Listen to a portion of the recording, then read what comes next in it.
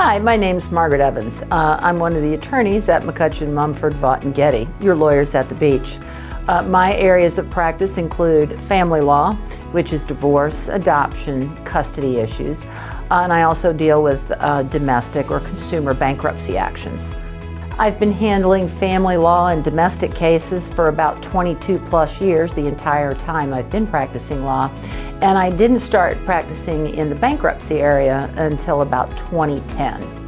Now, I decided to practice law because I really enjoy the fast-paced environment that the practice of law provides. It puts you in touch with a lot of everyday people with personal problems, and it feels very gratifying to help those people with those types of problems.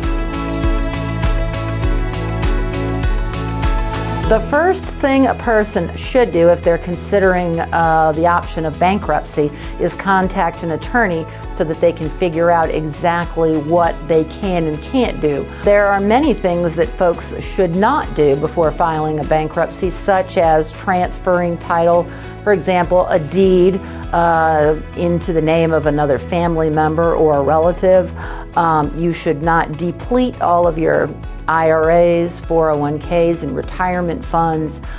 You shouldn't pay back family debt obligations. Quite often people end up making honest mistakes that come back to haunt them and either hamper their ability to file bankruptcy or hurt their ability to get the most out of the bankruptcy. So always go talk to your attorney first.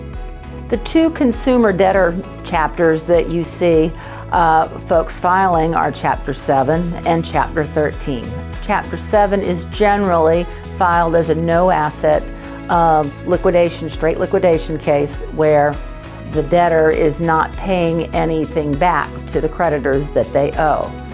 With a Chapter 13, the debtor is formulating a plan of not less than 36 months, nor is it longer than 60 months, and they will pay a portion of their debts back to their creditors.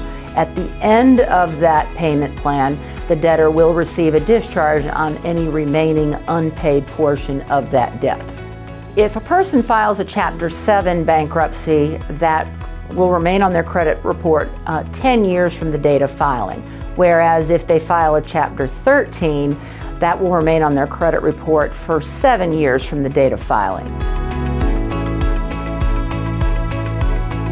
Divorce is defined as the legal dissolution of a marriage by a court of competent jurisdiction. But what does that really mean? It means you are dealing with the issues of child custody, child support quite often, visitation. When do I get to see my kids? When does the other party get to take the kids and exercise his or her visitation? How do we divide our debts? Who gets the house? Who gets the car? How am I going to support myself if my spouse made substantially more money than I did? Those are just a few of the issues that we deal with in a divorce case.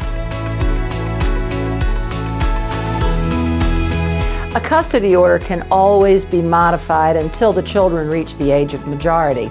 A modification action must have a substantial showing of a change in circumstances that warrant a modification of that custody. Same principle applies if you want to get more child support or if you're looking for a reduction in the amount of child support you're paying. There has to be a substantial change in circumstances that warrant that modification to the family court.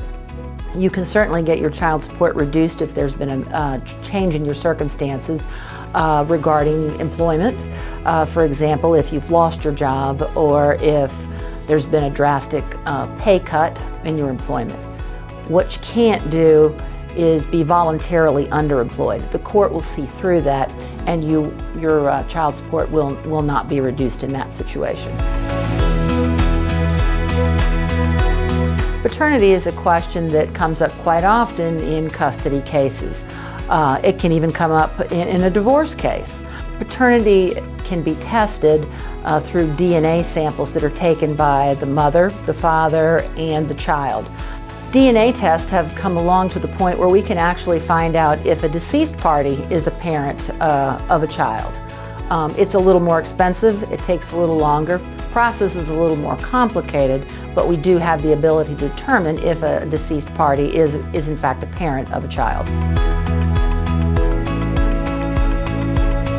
One of the most common adoptions I do is a step-parent adoption, and that's where, for example, a mother marries someone else other than the child's father, and that father or her husband acts as the father to her child.